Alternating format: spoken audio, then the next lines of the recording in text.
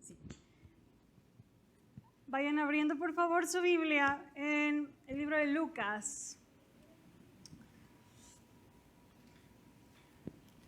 Lucas, capítulo 15.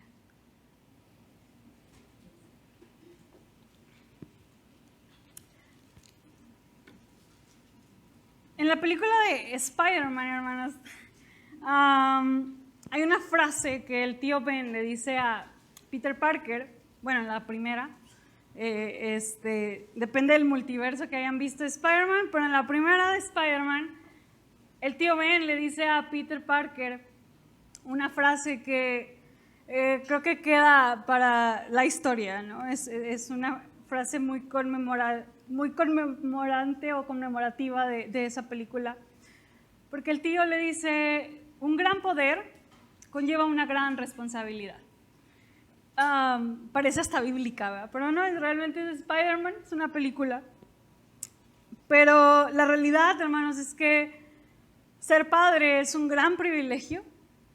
Dios les da un gran poder a ustedes, les da una vida que formar, pero lleva una gran responsabilidad. Y mientras en la semana que estaba buscando de qué hablar, de qué decir a los papás, irónicamente, hermanos, la Biblia registra más padres débiles y que fallaron que padres buenos. De hecho, si nos vamos a los ejemplos bíblicos, es bien difícil encontrar a un buen padre en lo histórico. Si nos vamos a las cartas de Pablo, generalmente podemos ver características de cómo debe ser una nueva sociedad y cómo debería comportarse un padre. Pero también la Biblia registra cómo esta gran responsabilidad no se llevó bien a cabo. Por ejemplo, Lot dañó a su familia cuando estuvieron en Sodoma y Gomorra. Jacob fue imprudente al mostrar un favoritismo por uno de sus hijos. El padre de Sansón cedió para que se casara con una mujer no judía. David no discernió la amenaza que tenían hacia su hija. Y el pecado de Elí, hermanos, fue literalmente que honró más a sus hijos que a Dios mismo. Y esa fue la demanda que Dios le dio al sacerdote Elí. Por cuanto honras más a tus hijos, por cuanto estás buscando que tus hijos estén como bien, y no digo nada, por cuanto no les estorbas, estás honrando más a tus hijos que a mí. Y entonces, hermanos, la Biblia registra muchas historias de padres que se equivocaron. Y yo hoy, hermanos, meditando, pensando y decía, bueno, vamos, ¿de qué les puedo hablar? ¿Qué hay que no conozcan nuestros padres de la iglesia? Y lamentablemente, y estadísticamente, hermanos, si yo doy un mensaje para los padres en características, en su llamado, en qué deben hacer, dejamos de lado a muchas familias, quizás aquí presentes o que nos escuchen en algún momento, donde papá ya se fue, ¿verdad? Y eso duele. Donde papá está, pero no está. Donde papá debería ser un ejemplo y se ha convertido en algo que ha hecho un lastre en mi corazón. ¿Qué hago con todo el demás público donde el papá no está figurando?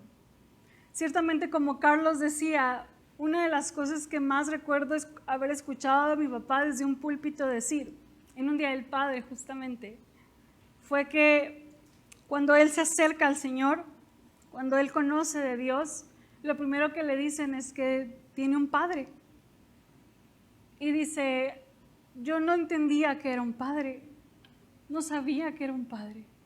No podía conectarme con ese Dios porque yo no tuve un papá. Su papá murió a los 7 años y a partir de ahí mi papá, pues mi abuela se fue a Estados Unidos y crecieron solos. Y entonces de pronto uno se da cuenta, hermanos, que hay tantas historias donde no está papá. el INEGI registra que por lo menos hay 4 familias de 10 que son disfuncionales. Estamos hablando de casi la mitad de la sociedad de madres solteras. 6 familias de cada 10 son familia. Y de esas 6 que estén, súmele aquellas que realmente están cumpliendo con una función de familia. Es todo un reto. Y por ello pensé realmente en compartir un sermón donde todos cupiéramos, donde todos tuviéramos algo que llevarnos hoy a casa. Y el mensaje de hoy es Lucas 15, del 11 al 32.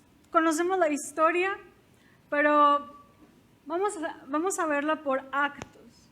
La historia, hermanos, del hijo pródigo. Lucas 15 empieza diciendo que había publicanos y hombres rechazados por la sociedad escuchando a Jesús. Es bien interesante esto porque el público en ese momento, la mayoría era gente rechazada por la sociedad. Y además, entre ellos, como siempre, estaba el legalista, el fariseo, el escriba, que estaba buscando ver en qué momento Jesús se equivocaba. Y es bien bonito apuntalar esto, hermanos, porque si usted se fija en las 3 parábolas que cuenta Jesús, habla de algo que se perdió. Una oveja perdida, una moneda perdida y un hijo perdido. Podemos ver el público al que se dirige y podemos ver de lo que está hablando Jesús. Y en el primer acto, hermanos, no voy a leer los pasajes porque los conocemos y ahorrar tiempo. Pero el primer acto de esta parábola del hijo pródigo, vemos a un padre. Son 3 personajes principales y el principal de los principales es el padre. Vemos un padre que la escritura nos permite ver que es de una postura económica y que incluso sugiere o infiere la Biblia que era bueno con sus empleados, porque cuando quiere regresar el hijo le dice, hazme como uno de tus jornaleros, ¿verdad? Es decir, seguramente era un señor o un dueño noble, probablemente generoso. Y resulta que este padre tiene 2 hijos y uno de ellos es al que le conocemos como el hijo pródigo. Llega y le pide la parte de su herencia. En aquellos tiempos, hermanos, era legal pedir herencia en vida. Era muy mal visto, pero podía pasar. Incluso se les podía dar el capital y algunos comentaristas dicen que los intereses no. Y el hijo vino en calidad de dame todo, con todo e intereses. Y como él era el hijo menor, él iba a recibir solo 1/3 parte de las riquezas de su padre, porque legalmente el hijo mayor tenía derecho a recibir el doble que el hermano menor. Por lo tanto, él iba a recibir 1/3. El padre, no sabemos por qué, pero en esa confianza, en ese amor de padre, en ese saber que muchas veces los hijos tienen que pasar por un momento de error, el padre le da la parte de su herencia. Y entonces vemos, hermanos, que uno de los errores más grandes que podemos cometer como hijos, tanto espiritualmente como vivencialmente o terrenalmente, uno de los errores más grandes es menospreciar la disciplina que proviene de la experiencia de papá. Cuando un padre da un consejo, lo hace porque sabe lo que hay en el camino. Sin embargo, los hijos solemos ignorar las advertencias y tropezamos en muchos caminos duros. Seguramente el hijo menor que se menciona en esta parábola, él tenía trazada su vida, ¿verdad? Tengo el dinero, voy a hacer lo que yo quiera, voy a irme lejos de las reglas de mi papá, lejos de escuchar los sermones de mi papá, voy a irme lejos. Voy a hacer la vida porque la vida es bien fácil y porque la vida yo la puedo resolver. Y pues resulta que cuando uno es adulto se da cuenta de muchas cosas. Pero él solamente estaba pensando en divertirse, en andar en la vista de sus ojos, en no medir consecuencias, en querer no rendir cuentas a nadie, simplemente gastar y deleitarse en la carne e ignorar el consejo de padre. ¿Por qué el hijo menor no permaneció en casa? Bueno, el hijo menor tuvo que irse porque en la casa del padre había reglas, había leyes, había una autoridad y había que mostrar respeto y reverencia. Y el padre era quien tenía el control. Tenía que irse a un lugar lejano donde el padre no tuviera esa autoridad para reprenderlo, ni serle estorbo a sus deseos. Vemos a un padre que autoriza esto porque sabe que el hijo necesita o lo va a hacer, aún sin el permiso, lamentablemente. Y repito, es un mensaje para nosotros como hijos. A veces desde casa vemos la vida tan fácil y exigimos tantas cosas como algo tan sencillo y pensamos que las decisiones que están tomando nuestros papás pues no son las mejores quizás. Pero vemos aquí en esta parábola el amor del padre, el esfuerzo del padre porque sus hijos no les faltara nada. Pero este hijo tuvo que caer muy bajo para darse cuenta de su error. Y en este primer acto vemos y conocemos la historia. Agarra el dinero, lo despilfarra y de pronto cuando ya no tiene dinero se queda sin nadie. Y dice la Biblia que cae tan bajo, pero tan bajo cae, que dice que busca a alguien y se agarra de alguien para pedir trabajo y lo único que consigue es cuidar a los cerdos. Y entre los judíos, imagínense escuchar a Jesús diciendo, y su trabajo era cuidar a los cerdos. Era lo más, el hoyo del hoyo del hoyo para un judío, cuidar un cerdo, porque era un animal impuro. Y aún dice la Biblia que tenía ganas de comer lo que estaban comiendo los cerdos. Amada iglesia, amados hijos, muchas veces no nos hemos dado cuenta o no nos hemos percatado de lo que nuestros padres nos están salvando, de aquellas palabras y consejos que nos molestan en el momento, pero seguramente nos están salvando de algo. Y me encanta este primer acto de la parábola porque dice que este chico no estaba casado, seguramente andaba en sus 20s. Dice que luego al volver en sí, es decir, reacciona. Cuando él entiende, cuando él vuelve a dar y se da cuenta de la vida que está llevando, reacciona. Literalmente es recuperar los sentidos, volver en sí mismo. Y dice, ¿qué estoy haciendo aquí? Tengo un hogar, tengo una casa, tengo un padre y lo he hecho malas cosas. Voy a ir con mi padre y le voy a pedir que no me reciba como hijo, porque ya no merezco ser su hijo, pero mínimo que me reciba para trabajar con él y tener algo que comer. A ese grado de bajeza llegó este hijo, a ese grado de decir, voy con mi padre a pedirle que me dé trabajo, no que me reciba en casa. Y uno de sus jornaleros no era ni siquiera alguien que estuviera, digamos, de base. Jornaleros, eras de jornadas. Si hay trabajo, te mando llamar. Si no hay trabajo, no te mando llamar.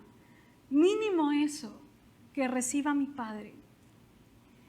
Y entonces ensayó este mini discurso en el que iba a intentar convencer a su padre para que le diera un trabajo.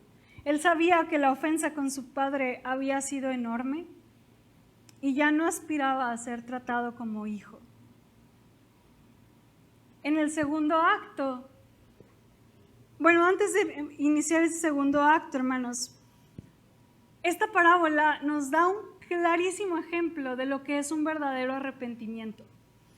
El arrepentimiento, hay una convicción de pecado, volver en sí, darnos cuenta de la vida que estamos llevando, darme cuenta de que lo que estoy haciendo es incorrecto, no dar excusas. No, pues es que, ¿para qué me lo dio mi papá? De si él sabía, si ya sabía, ¿para qué? No busco excusas, no culpó a nadie. ¿Se acuerdan de Adán cuando culpa a la esposa y al Dios mismo? Este chico no culpa a nadie, dice, he sido responsable y lo menos que puedo hacer o lo mínimo que puedo recibir es esto. Y también de alguna manera restituir, ¿sí? Si yo soy un jornalero, voy a trabajar para mi padre. Por lo tanto, iglesia, el arrepentimiento trae convicción, no excusar, no culpar a nadie y una capacidad de restituir si hemos fallado. Y entonces dice en el acto 2 que el hijo vuelve. Y esta es una de las escenas más amorosas de toda la Biblia, hermanos. Porque el padre amoroso, que muchos sugieren que le estaba esperando al hijo, lo ve venir de lejos.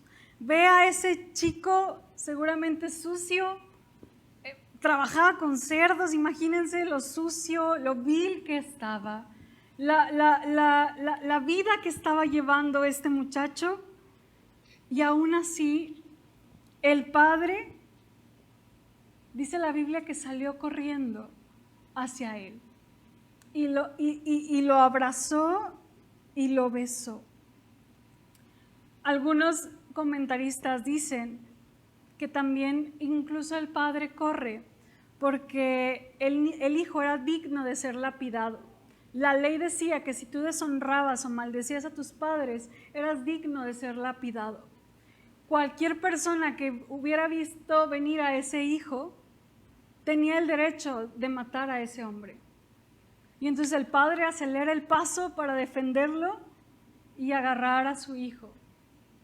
Y el hijo tratando de pedir perdón, y antes de que hablar, el padre ya lo estaba besando y abrazando.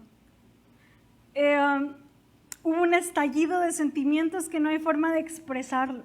Los ojos del padre se partieron en llanto y la sorpresiva expresión de su rostro de lágrimas corrían como fuente lavando su cara, no se hizo esperar. Frente a él, aquel amado hijo que vio nacer, que crió con tanto esmero y que una vez desapareció de su morada, ahora estaba frente a él de la forma menos esperada. Algo impactante sucedió y los pies del anciano comenzaron a correr hacia aquel hijo que venía lentamente. Incluso dicen que era deshonroso correr porque se tenía que levantar los vestidos, porque antes usaban túnicas. Se tenía que levantar el vestido y tenía que correr el papá. Pero no le importó, a pesar de todo lo que había hecho el hijo. Yo quiero que imaginen, hermanos, a los espectadores. Jesús está hablando al publicano, a la prostituta, a los más viles de la sociedad. Jesús les está diciendo, el Padre te está esperando. Jesús les está diciendo a aquellos que habían desechado y se habían alejado de Dios y se sentían indignos porque toda la vida escucharon decir que eran indignos. Jesús está diciendo, vuelve a casa, porque hay un Padre que te ama y que te espera.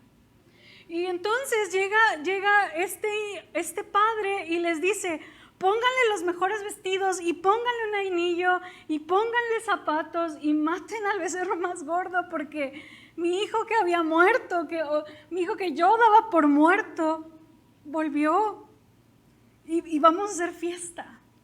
Y en aquel tiempo, hermanos, el anillo representaba honra y parte de la familia. El vestido representaba la elegancia y los zapatos también. Y matar a un becerro gordo era un fiestón. Iba a venir toda la ciudad a esta fiesta, donde el padre iba a gastar por el hijo que no merecía. El hijo, en ese tiempo hubo silencio, hubo sanidad, hubo arrepentimiento verdadero y algo milagroso sucedió. El abrazo restaurador de un padre amoroso. Lo menos que el hijo esperaba era recibir amor. No esperaba un abrazo fuerte en su cuello y mucho menos un beso de compasión. Amados, el primer mensaje es para aquellos que estamos o nos sentimos lejos de casa. Aquellos que hemos dicho, Dios, déjame vivir como yo quiero. Déjame hacerlo a mi manera. Yo sé cómo hacerlo. Dame mi vida que me pertenece y déjame ir a desgastarla y a gastarla como yo quiero. Y de pronto te das cuenta que tu vida no tiene rumbo, que tu vida no tiene un sentido, que todas las decisiones que estás tomando parece que van de mal en peor. Y estás pagando por aquellas consecuencias de las decisiones lejos de casa. El mensaje para ti o para mí esta mañana o tarde es: hay un Padre que te espera en casa. Hay un hogar para cada uno de nosotros. Tenemos un hogar.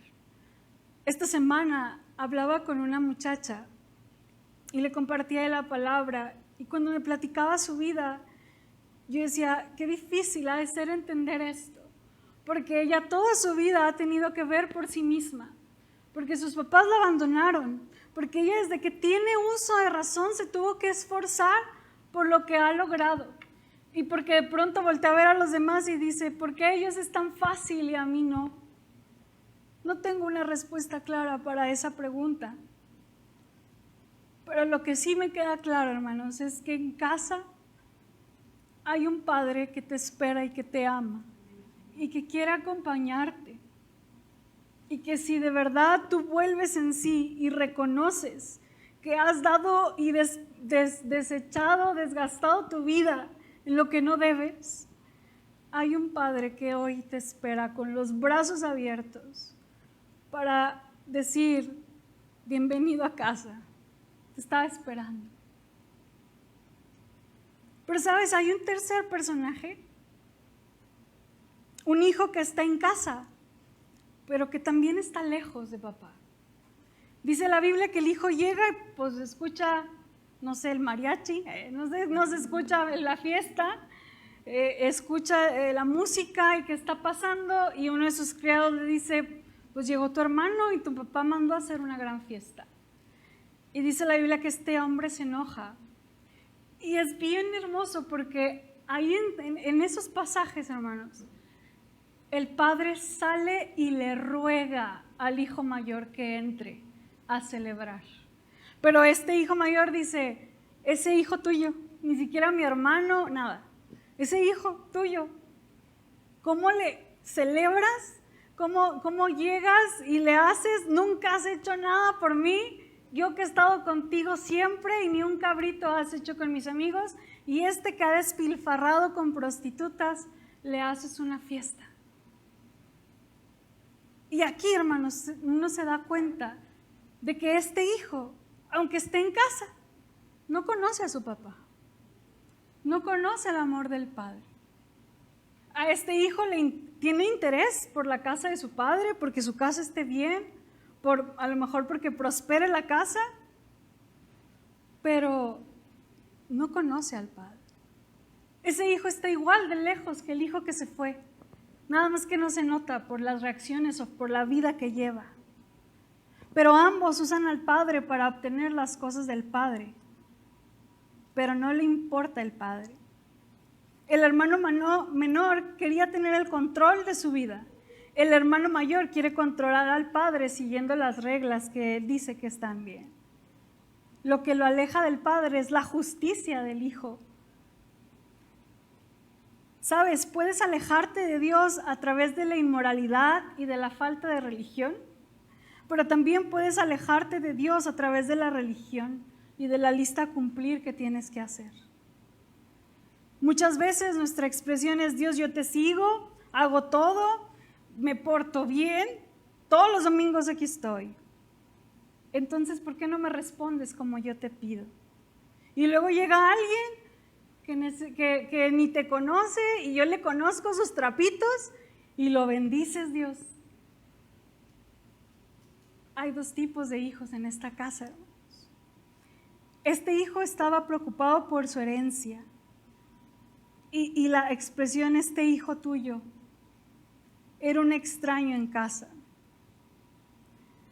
Los pecados del primer hijo eran más evidentes: borrachera, fornicación. Pero los del segundo eran soberbia y orgullo.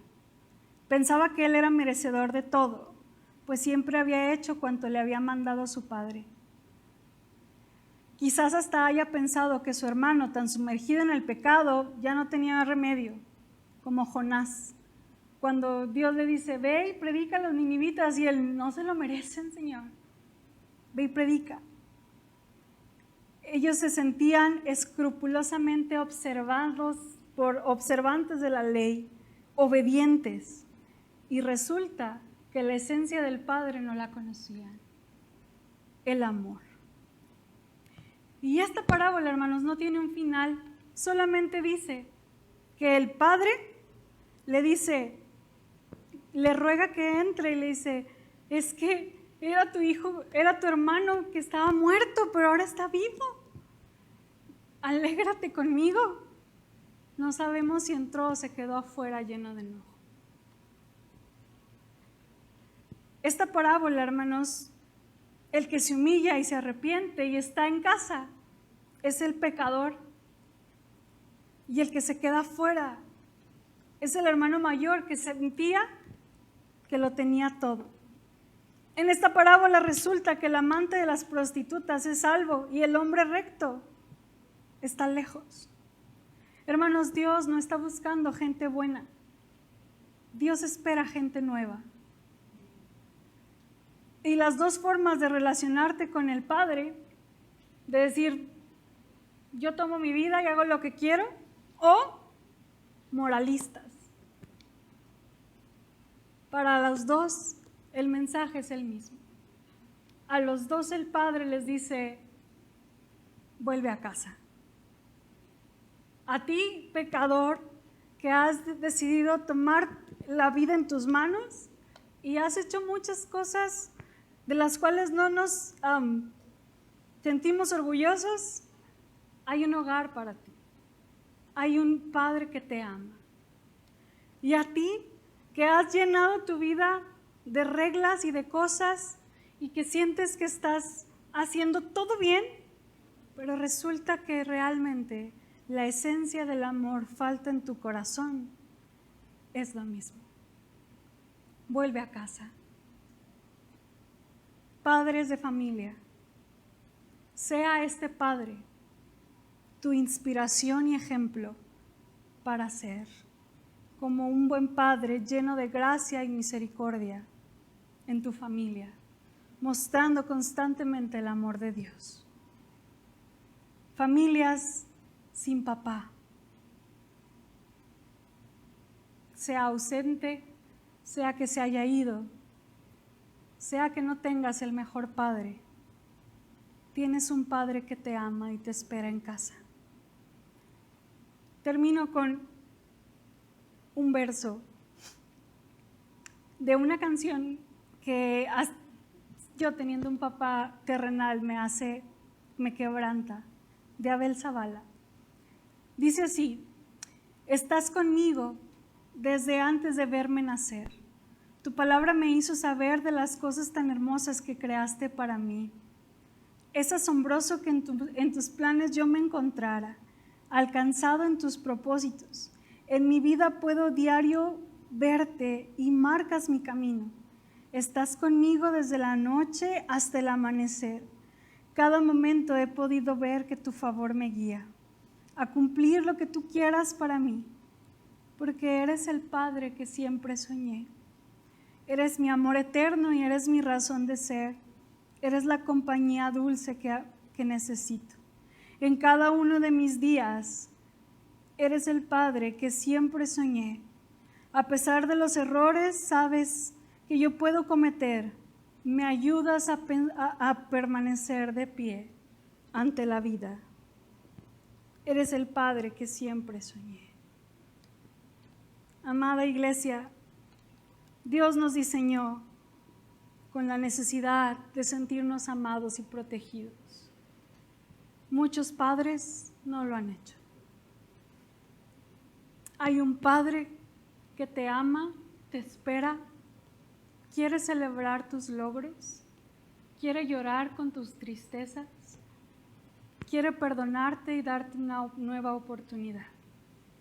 Amados padres, que el Padre Celestial sea su guía y ejemplo para guiar a sus hijos en gracia, misericordia, justicia y autoridad. Quiero pedirles que nos pongamos de pie para entonar nuestro himno de afirmación.